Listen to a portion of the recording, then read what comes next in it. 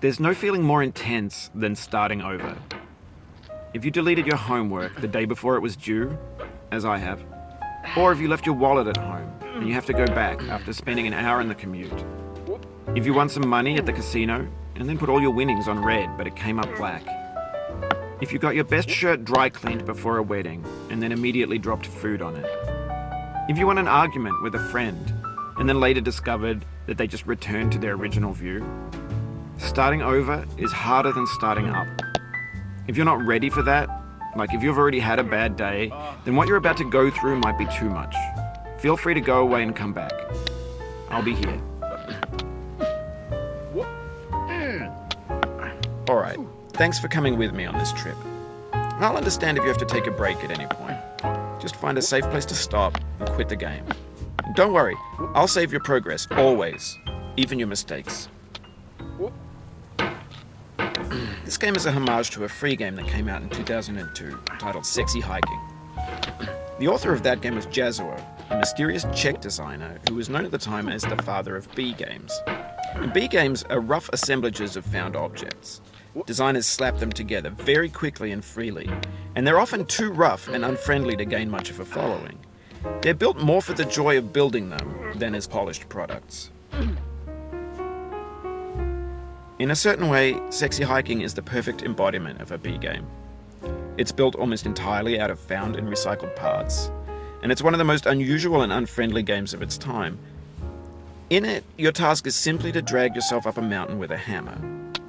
And that act of climbing, in the digital world or in real life, has certain essential properties that give the game its flavor. No amount of forward progress is guaranteed. Some cliffs are too sheer or too slippery.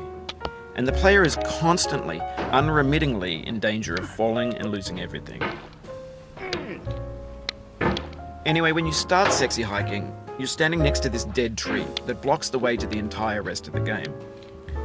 It might take you an hour to get over that tree, and a lot of people never got past it. You prod and you poke at it, exploring the limits of your reach and your strength, trying to find a way up and over. And there's a sense of truth in that lack of compromise. Most obstacles in video game worlds are fake. You can be completely confident in your ability to get through them once you have the correct method or the correct equipment or just by spending enough time. In that sense, every pixelated obstacle in Sexy Hiking is real.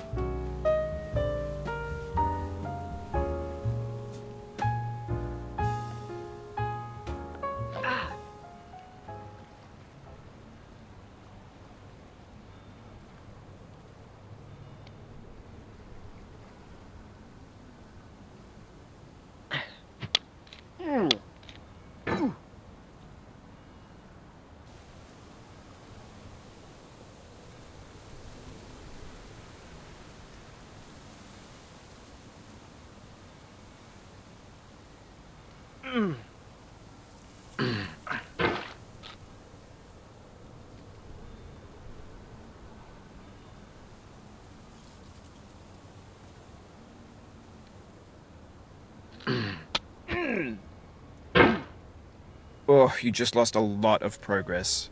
That's a deep frustration, a real punch in the gut.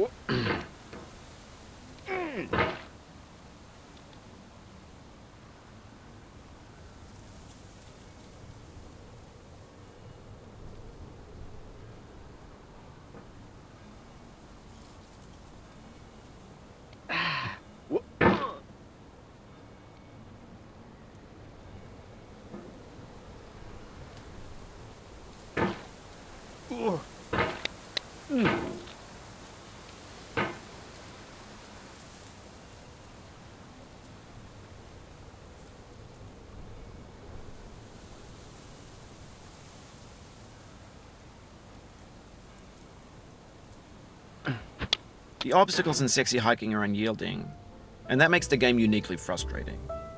But I'm not sure Jazuo intended to make a frustrating game. The frustration is just essential to the act of climbing, and it's authentic to the process of building a game about climbing. A funny thing happened to me as I was building this mountain. I'd have an idea for a new obstacle, and I'd build it, test it, and it would usually turn out to be unreasonably hard. But I couldn't bring myself to make it easier.